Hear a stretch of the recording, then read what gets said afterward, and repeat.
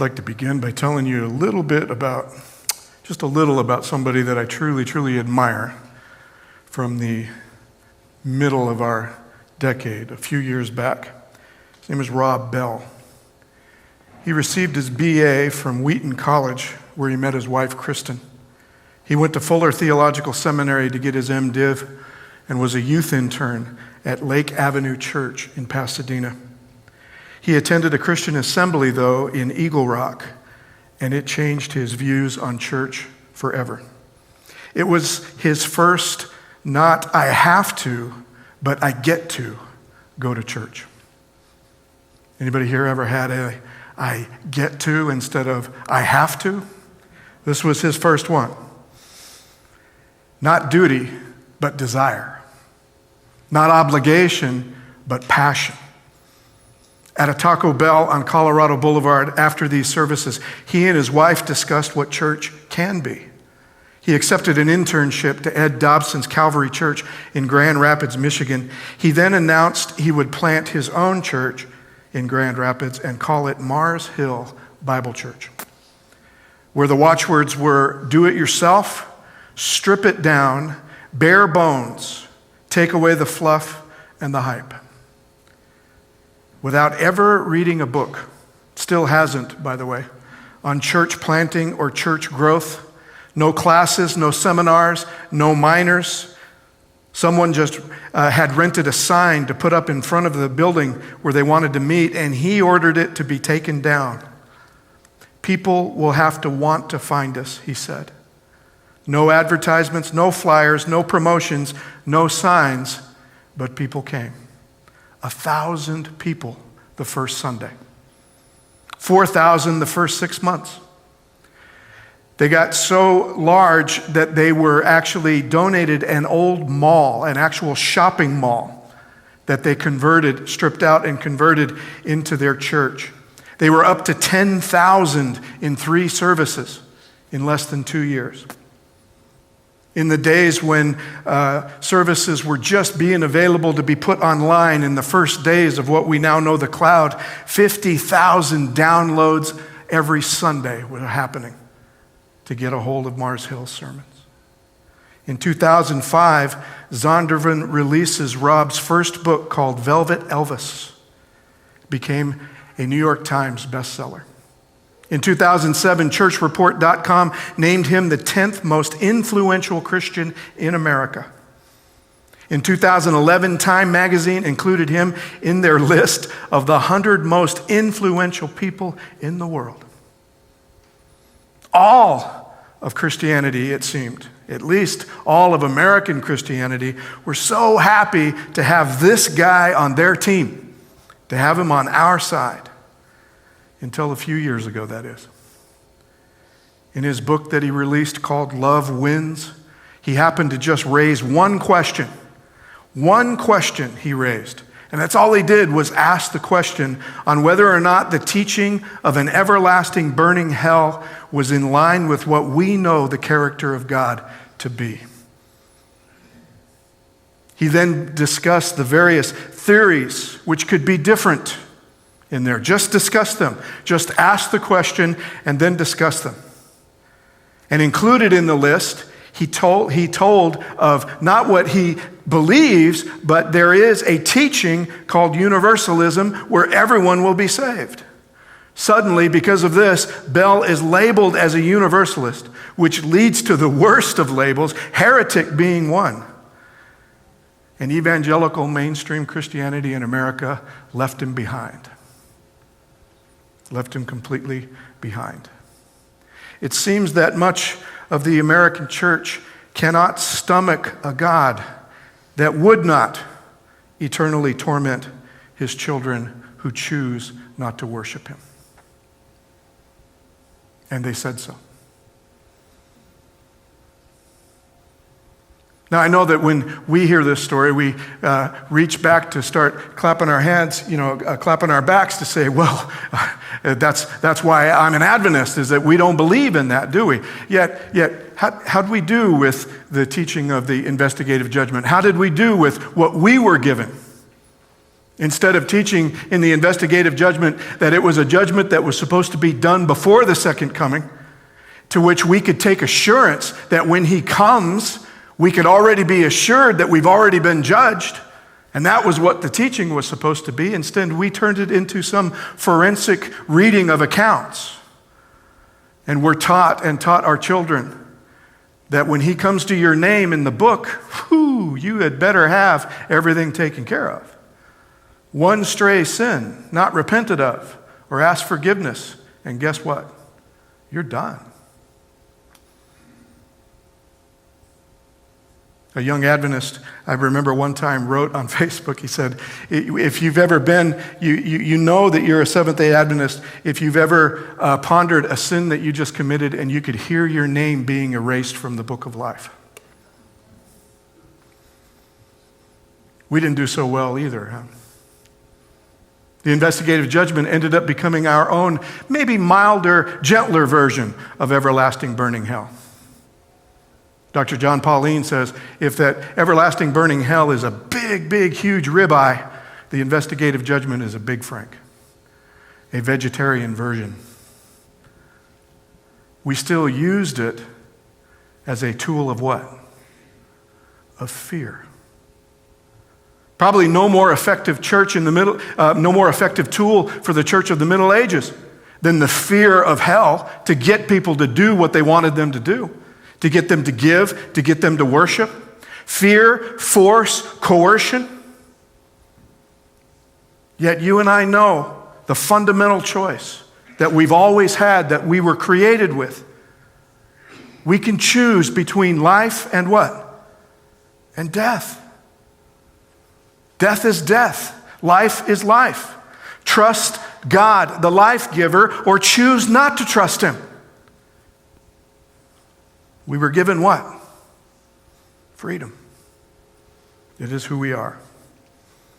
The Lord commanded the man, saying, from any tree of the garden you may eat freely, but the tree of the knowledge of good and evil you shall not eat, for in the day that you eat of it, you will surely what? Die.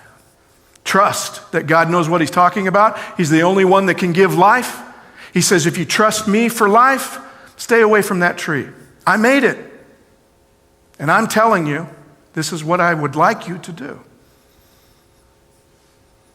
Moses, in his last address to Israel, says, in this whole experience that we've had, this 40-year experience being delivered, 40 years in the wilderness, I've come to this conclusion, that heaven and earth is to witness against you today, that I've set before you life and death, blessings and curses. Choose what? Choose life. So that you may what? So that you may live. And that your descendants would live. Freedom. Fundamental to us as creatures, fundamental to us as worshipers, as believers. So we come to the end of our series today, and I guess I understand that this series has been tough on us, and that some of you may be a little weary, and that some of us have had our toes stepped on. Believe me, I step on my toes first. You know what? If we all stand together, we can't help but having all of our toes stepped on, right? When somebody steps on them. And here we are. And I knew that I wanted to go back and I wanted to talk just a little bit about why I called this series what I called it. A fourth angel's message. Why do you wonder? I take it from chapter 17.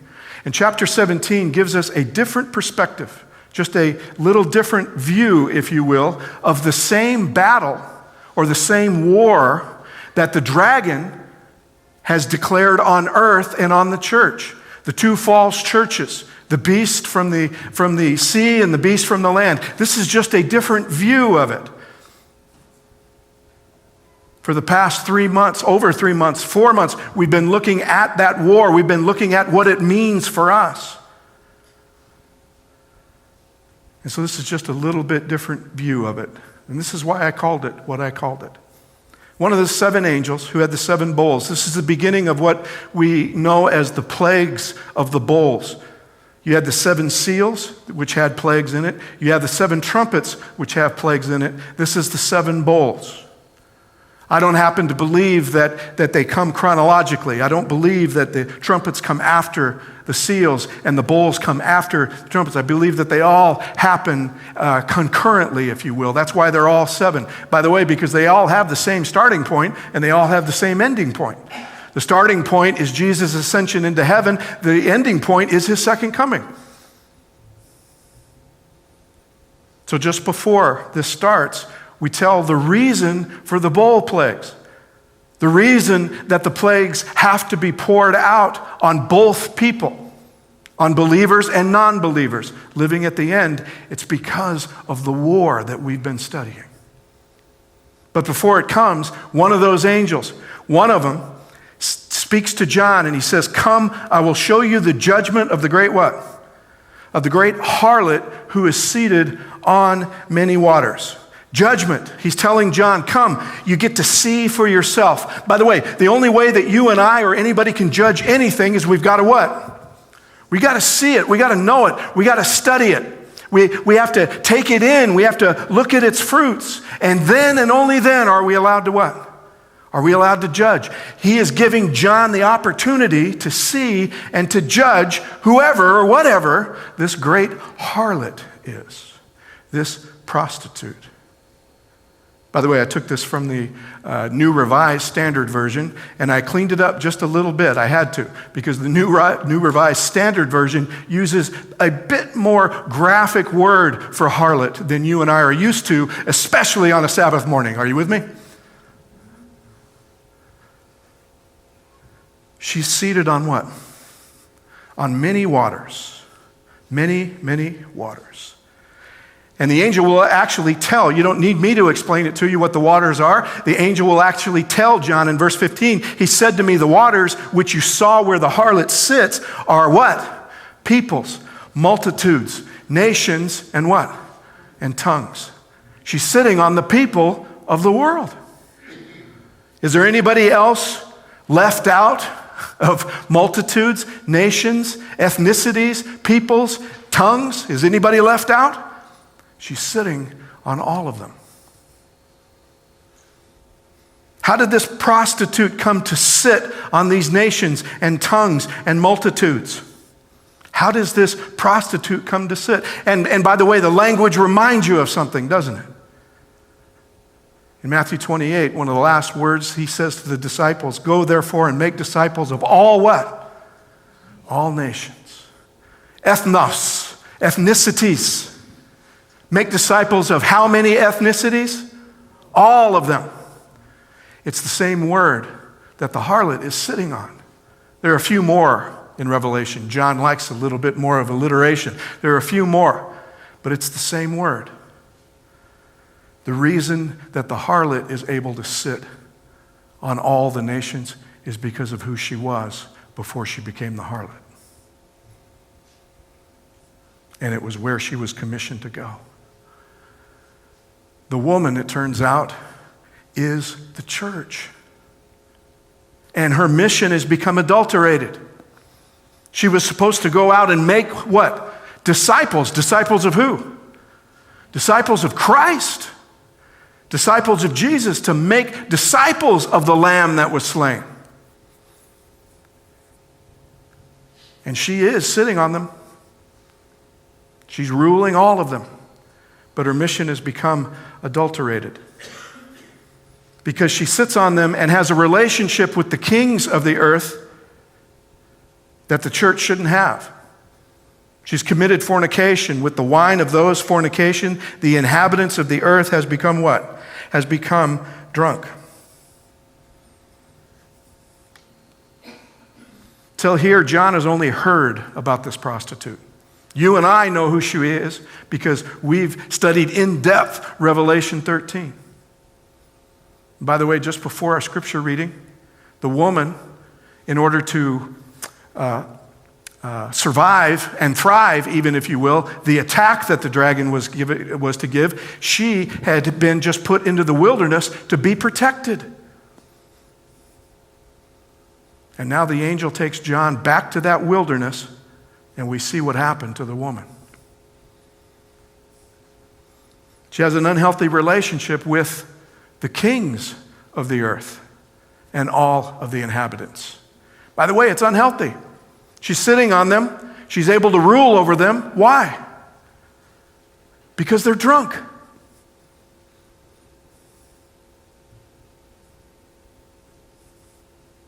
I've been around a lot of drunks. Some of them aren't so pliable, but others are very pliable.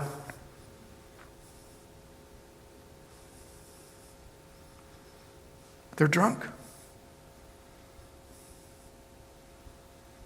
So he was carried away. So John needs to see this now. And when John sees it, something happens to him. He's carried away, the Spirit, into a what? Into the wilderness. And I saw a woman sitting on a scarlet beast that was full of blasphemous names, and it had 7 heads and 10 horns. The last woman he saw in the wilderness was who? Revelation 12, it was the church. It was the woman who was standing on the moon, clothed in the sun, and wearing a crown of stars. She was the light of the world. She had the gospel. She had the message. She'd given birth to the gospel of Jesus Christ. The last time he saw this woman, she was the church. And now look at her. She's sitting on a scarlet beast that was full of blasphemous names, 7 heads and 10 horns. Looks just like who? Looks just like the dragon. Looks just like that first beast that arose up out of the sea in Revelation 13. She was supposed to be there to be protected against the persecution of the dragon. He used a flood of peoples himself. He had control over the peoples. A flood of people is supposed to take this woman out. And by the way, in the Middle Ages, he dang near pulled it off. There were only a remnant left. But she comes out now riding and controlling the very persecutors that had been persecuting the church for 1,260 years. She's now on them. She rules them. Dr. Pauline points out the one thing that's missing from the heads of these that are on these horns is their what? Is their crowns. You know why? Because she's in control. She's the queen. They are no longer kings. She rules them now. So instead of being persecuted, she's now the one doing the what? Doing the persecuting. Using a nation or co-opting the nations to accomplish it. Using a power that Jesus never, ever gave authority to use. He said, I give you all my power and authority. But somewhere in the interchange in the wilderness, somewhere during the persecution, the church thought it was a good idea to add a little bit more authority in order to do something about all this persecution. So then the persecuted becomes the persecutor. It's the church. It's a shocking image. It's an absolutely shocking image. The woman was clothed in purple and scarlet and adorned with gold and jewels and pearls, holding in her hand a golden cup full of abominations and the impurities of her fornication. On her forehead was written a name, a mystery, Babylon the Great, mother of harlots and of all of earth's abominations. See, Babylon, amongst many things, when Babylon was Babylon, it was an impressive power, wasn't it? Ruled by this genius of a kid, this 22-year-old Nebuchadnezzar, who comes to rule the world. It was an impressive power, but as in other days, in ancient times, it was a military and a religious power.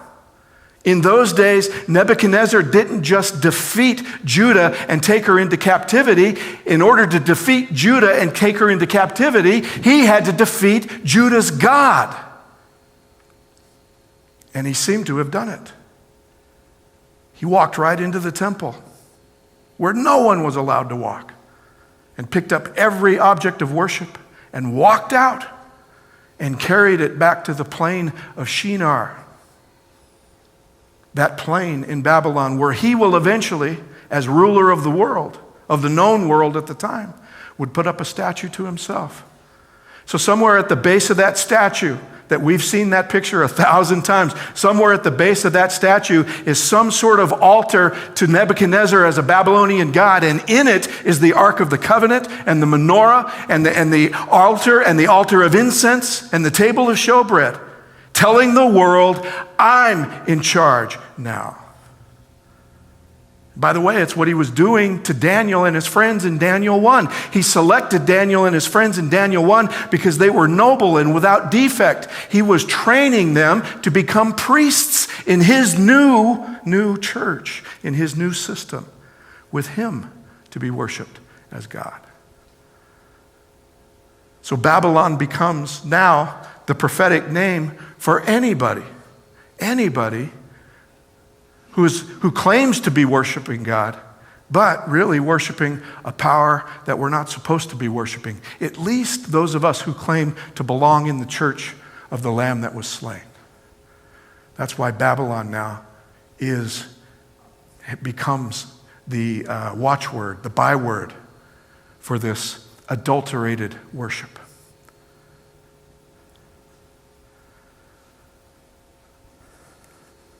And I saw that the woman was drunk with the blood of the saints and the blood of the witnesses to Jesus. And when I saw her, I was greatly what? I was greatly amazed, astonished. In awe is that word right there. In awe, astonished, greatly amazed. Why is he so amazed? What is he wondering? It's also wonder. He's also wondering at the same time. What is he wondering, if you will? Why is this so seductive that even the disciple whom Jesus loved, when he sees it, he wonders? That's why I called this series the way that I called it. Because he represents us there. He represents every worshiper of the Lamb that was slain and the church that was founded in his name and by his blood. We've all been enamored or wondered at one time or another about this power. It looks good. It gets stuff done, doesn't it? So John is wondering. And again, he's amazed because, again, the word woman, common in all of Greek, the last time that even the word woman appeared in the book of Revelation was back in chapter 12. Even the word, so even linguistically, it's no mistake as to who this woman is. John is amazed because he's seen this woman before. Then even the language of the prophecy indicates who she is. The last time that it was used, the dragon was enraged with the woman and went off to make war with the rest of her children who keep the commandments of God and hold to the testimony of Jesus. By the way, the commandments of God, love your neighbor as yourself, and in order to be able to do that, I have to be free. I have to have free will. I have to choose. And the testimony of Jesus is that all of us can choose. He died to make sure that we could choose. And that this adulterated mission of the church now is hijacking the mission and using power it was never supposed to use. Using power that takes away people's freedom and causes fear in their hearts and terror and coercion. And all who would not worship the beast were killed.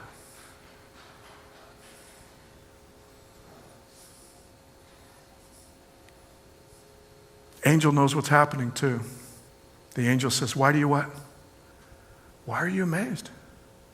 Why do you wonder? I'll tell you the mystery. The mystery of the woman, of the beast that carries her, which has the 7 horns and the 10 heads. Why do you wonder? I'll tell you all about it. His reaction is not righteous indignation. John doesn't look and say, oh my goodness, that abomination. I can't even look. I need to keep pure. It's not that. He's attracted to it, but it's not about lust. It's not about that he's tempted in any sort of sexual way. That this is spiritual adultery. And I think he's wondering because he's old and he's tired. And for about 70 years of ministry, he's been terrorized by the mightiest nation the world has ever seen, by the mightiest empire the world has ever seen. And he wonders, because he's the only one left out of those men that marched out of Jerusalem, and that 120 disciples, in order to formulate this new church, to go unto all the world.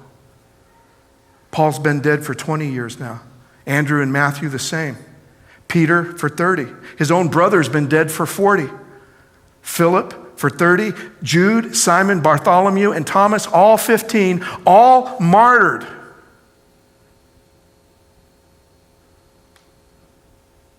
Except for one. The one left standing. The one that sees this. The one that knows that right now the church at Ephesus has lost their first love, and it's about that time. The next church will be Smyrna, the martyred church, the church that Jesus told, I'm sorry, but this is it. Most of you are all going to be martyred.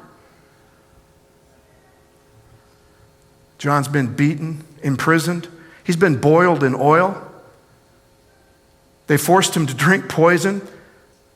And even this stay, this exile on Patmos, on this rock in the middle of the Aegean Sea, is the third attempt at martyring him. So of course he's wondering. You know why? Because he sees a way out.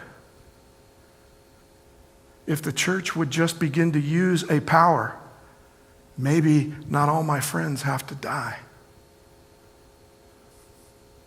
Maybe I can live my years out in peace.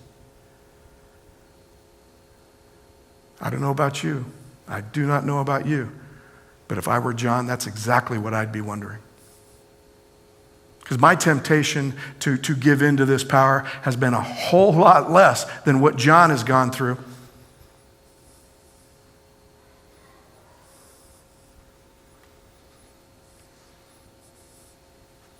Why is this God so attractive?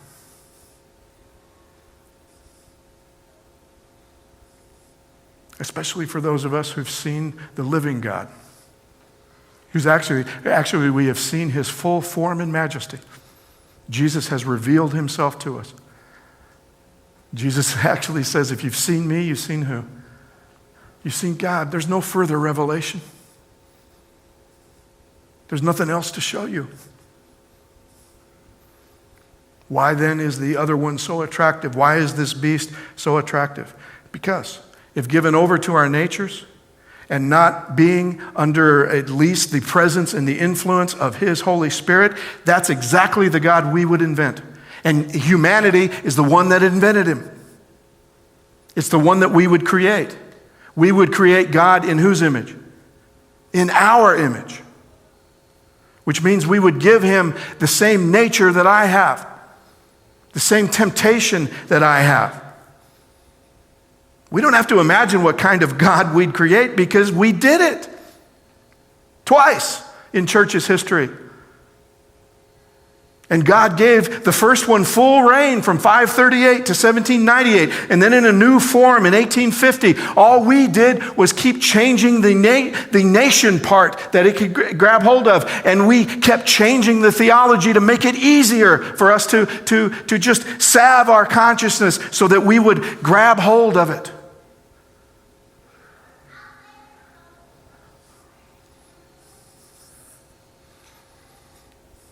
The latest Pew Research poll done in the last 2 months shows that 45% of Americans say that we should be a Christian nation. 45%. That's up 25% from just 10 years ago.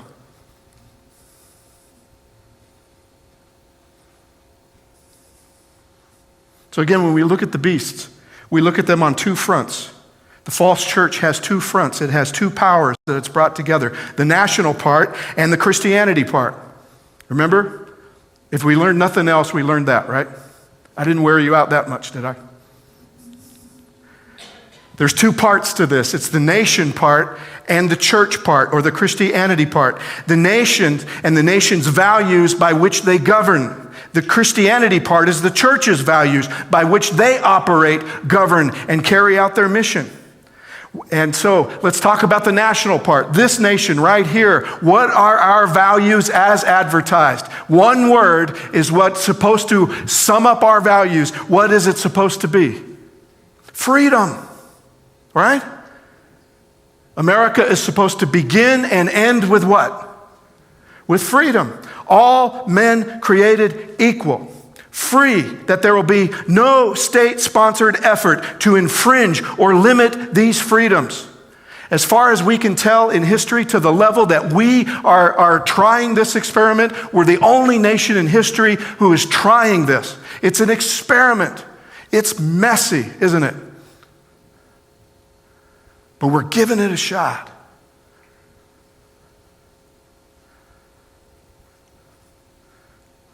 No sponsored effort to infringe or limit these freedoms.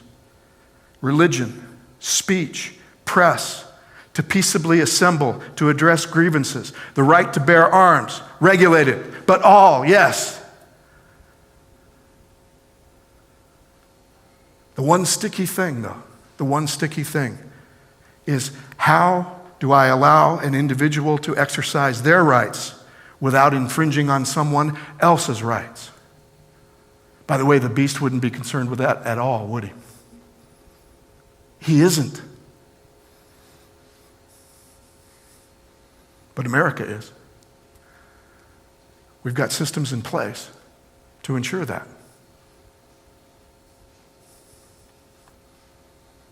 It's inherent. Religion is just one example. My religious values cannot be made compulsory for someone else who is also supposed to be free to worship. So as a church who claims to believe in religious liberty, how do we feel about others' right to worship? No matter what church they are, no matter what religion they are. Amen?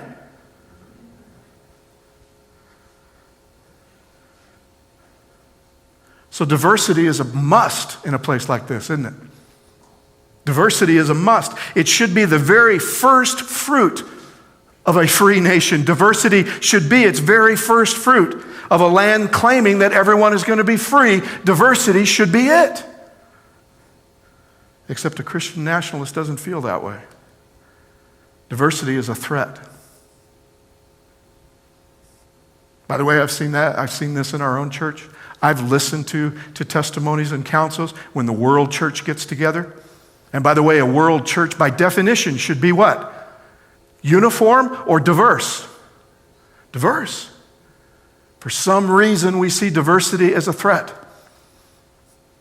25% who, they did a poll that said, how well do you wear the label Christian nationalist? In other words, if you're suited, if the name or the label suits you, how comfortable are you with it? And the ones that said, I'm somewhat well being labeled as a Christian nationalist, and I'm extremely well at being labeled as a Christian nationalist, 25%, estimating about 50 million Americans.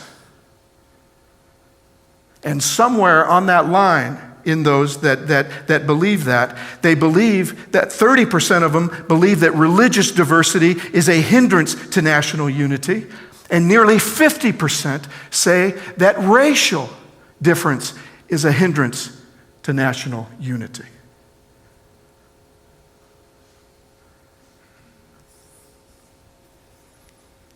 There's a book now, unfortunately, on its way to becoming a bestseller. It's by a Christian nationalist author named Stephen Wolfe. The book is called The Case for Christian Nationalism. And in a chapter on diversity, he says this: Christian nationalism does not deny the good of viewpoint diversity, but as with the American regime, in other words, what he sees the regime should be, the Christian regime in America, the acceptable range ought to be bounded by principles of inclusion and exclusion. One of those principles is the primacy of Christian peoplehood. In other words, in their nation, Christians become primest, first, foremost, considered. And so Christian nationalism will exclude at least the following from acceptable opinion and action. 1, political atheism. No such thing as an atheist should be in politics and running our nation. By the way, I didn't know until last week, do you know that there are 17 states in our union that is it against the law for you to be an atheist and run for office? 17. I don't know how well those laws are enforced, but they're still on the books.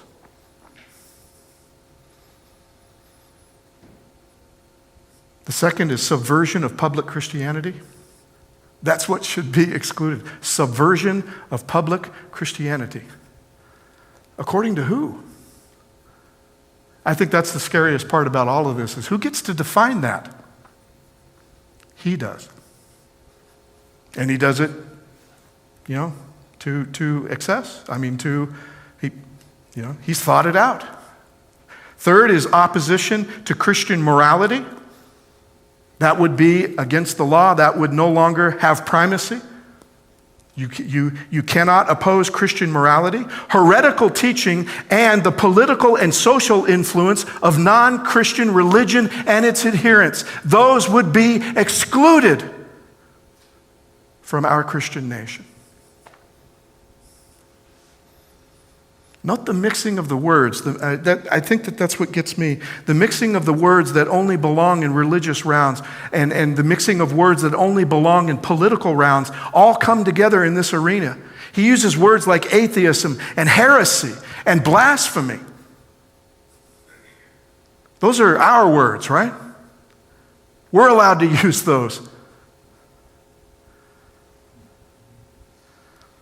But to take that which is blasphemous to a Christian and make it blasphemous on a national civic level. Anybody here comfortable with that?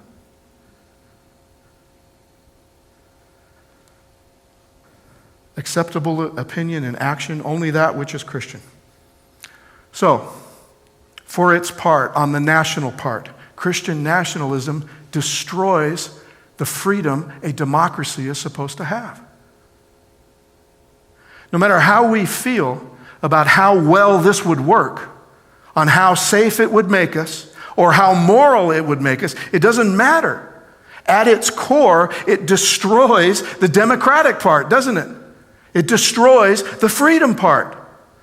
If a Christian is nation, it is not free. If a nation is Christian, it is not free. No matter how well we think our definition of morality would work, if it were civically enforced, it simply is not what? It still isn't free. On September 12th, in 1960, there wasn't anybody here alive in 1960, was there? Senator John Kennedy addressed the Houston Ministerial Association as the Democratic candidate for president in 1960. All of them Protestants. What do you think they wanted to talk about? I just wonder if this would have been an Adventist. What if he had gone, instead of the Houston Ministerial Association, that he had gone to the Texas Conference of Seventh-day Adventists? What do you think those conference officers and Adventist pastors would want to talk about this guy running for president? What were they concerned about? His faith. They were concerned about his faith. And first of all, I have to admire him for walking into a room like that, for even accepting the invitation. And by the way, he did not shrink back. He did not hold back. Their concerns were what his Catholicism would do, where it would lead him, how it's going to influence how he would lead this nation. And he began this way. He said, while the so-called religious issue is necessarily and properly the chief topic here tonight, I want to emphasize from the outset that we have far more critical issues to face in the 1960 election. The spread of communist influence until it now festers 90 miles off the coast of Florida, the humiliating treatment of our president and vice president by those who no longer respect our power, The hungry children I saw in West Virginia, the old people who cannot pay their doctor bills, the families forced to give up their farms, and America with too many slums, too few schools, and too late to the moon and outer space. That's a pretty good platform. But what do these Protestants want to talk about? These are real issues, he says and continues, which should decide this campaign. And they are not religious issues.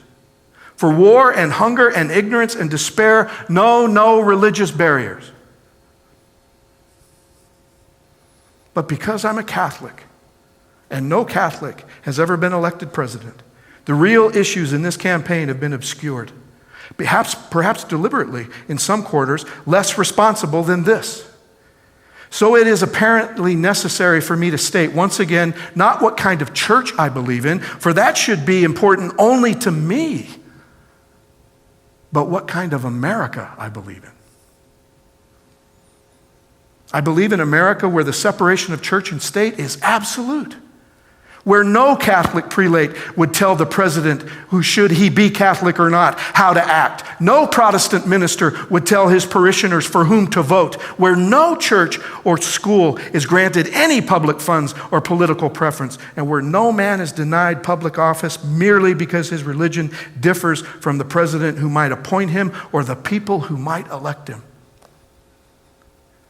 I believe in an America that's officially neither Catholic, Protestant, nor Jewish, where no public official either requests or accepts instructions on public policy from the Pope, the National Council of Churches, or any other ecclesiastical source, where no religious body seeks to impose its will directly or indirectly upon the general populace or the public acts of its officials, and where religious liberty is so indivisible that an act against one church is treated as an act against us all.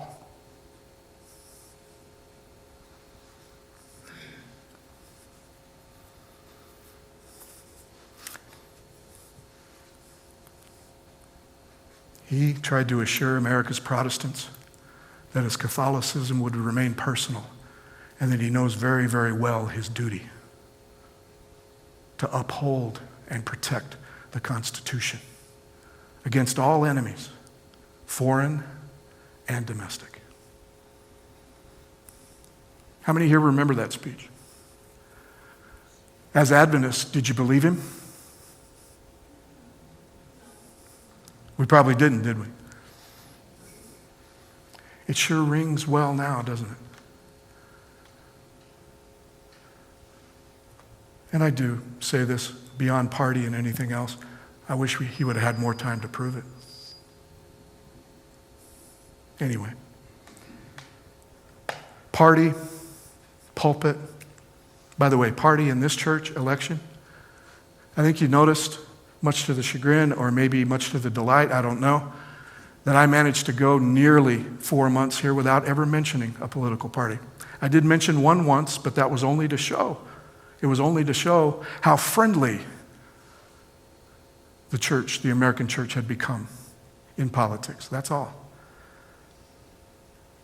We have been an election site. Our polling place is the fellowship hall ever since I've been here, and I believe that it went on long before that. That I think that Elder Pate was the first one to bring a polling site to our church. I want to tell you that since I've been here in 7 years, I don't allow electioneering at all on our property. State law says 75 yards from the entrance to the fellowship hall, people can electioneer. Well, I'm sorry, we own that property beyond 75 yards. And on behalf of you as a church that believes in religious liberty, who believes that a church should not be sponsoring any candidate for anything, I don't allow electioneering.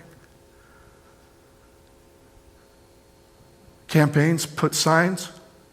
2 weeks out, I take them all up and throw them away, regardless of party.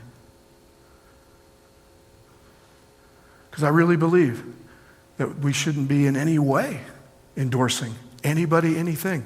And for an hour or so on Sabbath, you've given me this place. And to me, it's holy ground, especially when it comes to politics.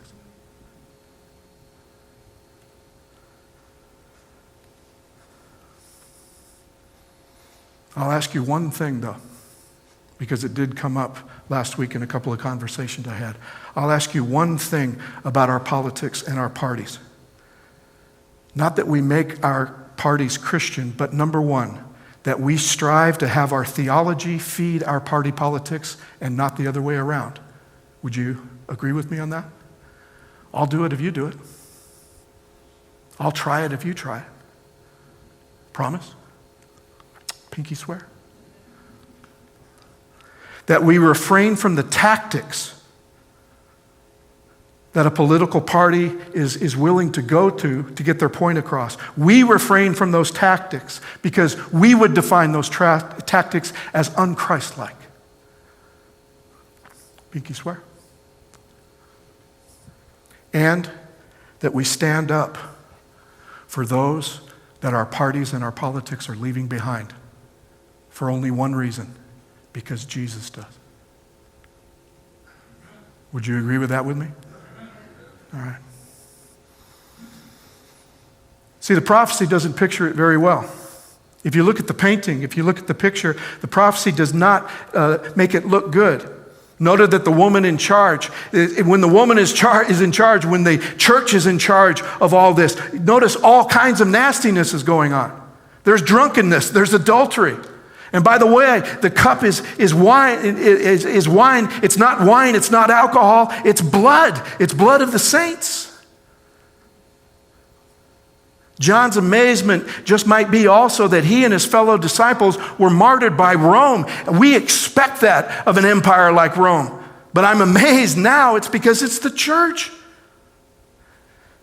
The ones that they started, that they were in charge of, it's now the church that's doing the martyring and adulterating the values. So I said that Christian nationalism destroys the freedom of democracy on the national part. I'll tell you what it does to the church part. It destroys our witness as Christians. The prophecy shows it. There are many, many, many circles of influence that matter, by the way, in our society. In places that we really want to help, that we get around certain agencies who happen to be secular, and if we open up by being Christian, they won't even listen to us. Because our witness has been so destroyed by this nationalism.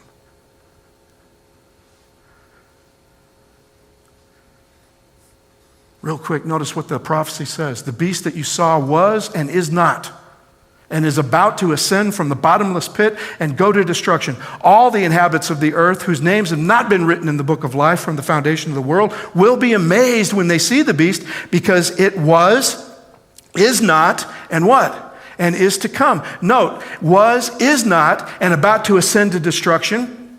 Was, is not, and is to come. That's the beast. He was, and he what? He is not, and then he's about to come. But only for his what? Only for his destruction. The Lamb, Jesus, Revelation 1, the one who is, who was, and is to come. See, the beast is eliminated from the is part. He's eliminated from being present because it's temporary. The church grasping onto this national power, the power that it wields and seems to influence, it's temporary. It doesn't work right now. It shouldn't work right now.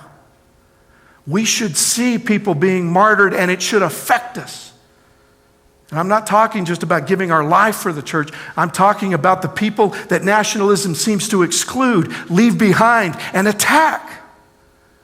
By the way, real quick, if we're going to be a church of the Lamb that was slain, we're going to have a conversation one day about the people that the national church, that the Christian national church is rejecting. What are we going to do with them? We have to have a conversation about that sometime, don't we? Because they're being rejected in droves.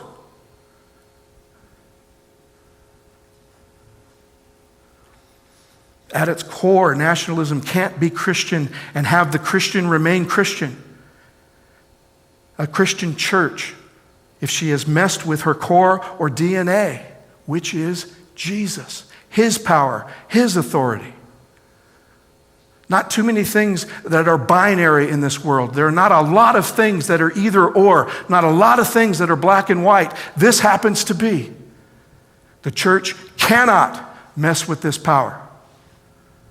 If we do, we're no longer the church of the Lamb that was slain. The violence, the weaponization. These are united in yielding their power and authority to the beast. That's what John says. These. Whatever form, whatever degree, it's them. And they make war on who? They make war on the Lamb. And the Lamb will conquer them, for he is the Lord of lords and King of kings, and those with him are called, chosen, and faithful. How do we know that the Lamb will conquer them? Because the Lamb has already conquered. It is finished. We can't go back. We can't shrink back. That is the only thing that moves us forward. That is the only banner that moves us forward, is the love of Christ for us, what it does for us to be born again, and the ability to love someone else as he has loved us. There's no compromise to this. There's no shortcut to it.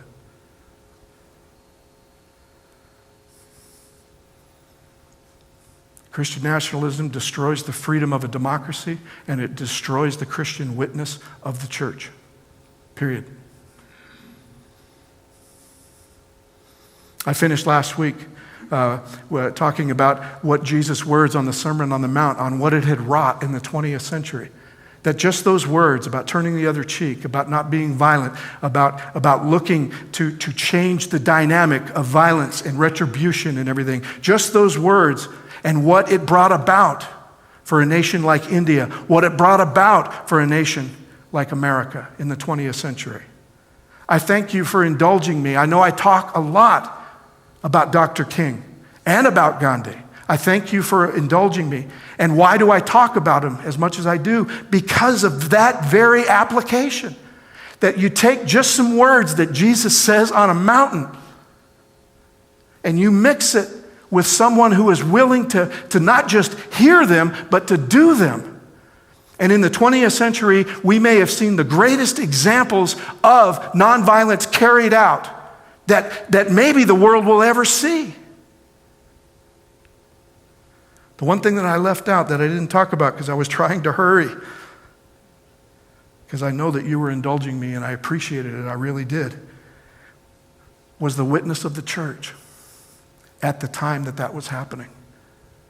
Gandhi never, ever, ever became a confessing Christian. The rumors are is that he had many Christians working in his circle. He had many Christians who said that you're the best Christian I've ever met. You might as well become one. And he never would. Why? Well, think about the nations that he was living in. Think about the persecution that he was trying to alleviate. South Africa, India. All of those nations were colonized. And they were colonized by people who felt that they had the authority of God to do so.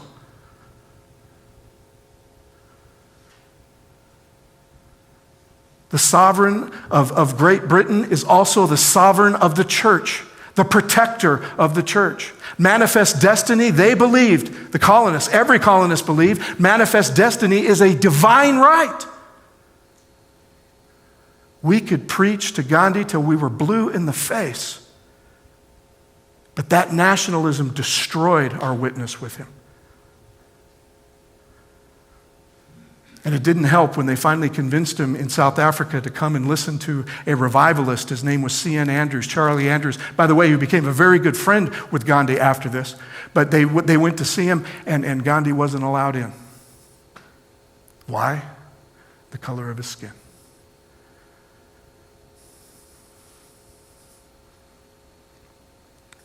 And I've talked ad nauseum about the Southern churches and the white clergy and the opposition to Dr. King.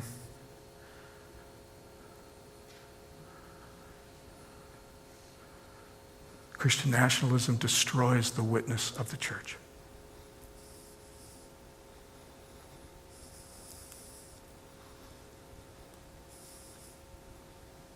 Nationalism destroys the freedom of democracy. Nationalism destroys the witness of the church. One last thing. It's only 5 after. This is it. One last thing. The woman was clothed in what? In purple and scarlet, adorned with gold and jewels, and holding in her hand a golden cup full of abominations and the impurities of her fornication. Clothed in purple and scarlet. Those words, both, are only used one other time in all the New Testament. Actually, no.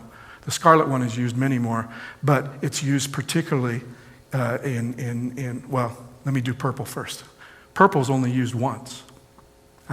Once by one author.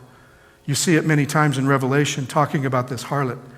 But the other time that it's used is in John 19, and it says the soldiers twisted together a crown of thorns and put it on his head and put a purple robe on him.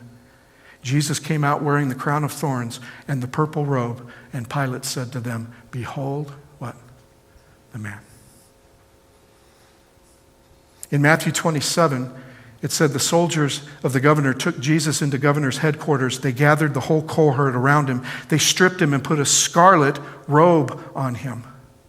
And after twisting some thorns into a crown, they put it on his head. They put a reed in his right hand, knelt before him, and mocked him, saying, "Hail, King of the Jews."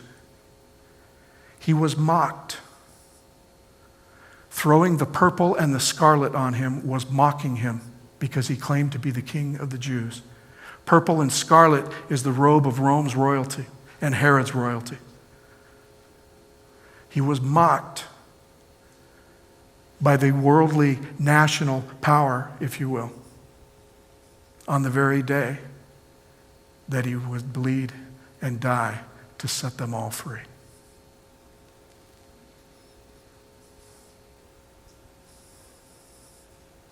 Everyone wanted him to be king. He had followers who tried to force him to be king. They all wanted him to be king. They all wanted him to do something about the other kingdoms. They mock the love that appears to make him weak.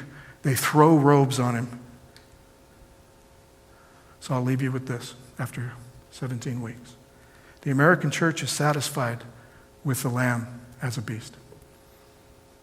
They will be satisfied with the lamb-like beast. They'll be satisfied by mocking this power. True Christians will settle nothing less for the lamb. Amen? It's the lamb that was slain. His power, his authority, his love, his grace. And we won't shrink back. We won't compromise. We won't accept a shortcut or another power. The national church is satisfied with a lamb-like beast. Let him. But let's also be prepared to take care of those that they left behind, and also be prepared maybe someday that we may end up having to be martyred ourselves. I'm not talking about just giving up our life. I'm talking about giving up ideals, giving up the right to fight back, giving up the right to spite at each other the way that people do in politics, the way to call someone out, to judge them in public, to humiliate them because of what they are. Every time that we put that impulse aside and give in only to the love of Christ, we're being martyred. We're setting our own life aside for who? For someone else. And if we set aside our life and our opinions and everything that makes us only right, then Jesus said, if you do it for them, you do it for me.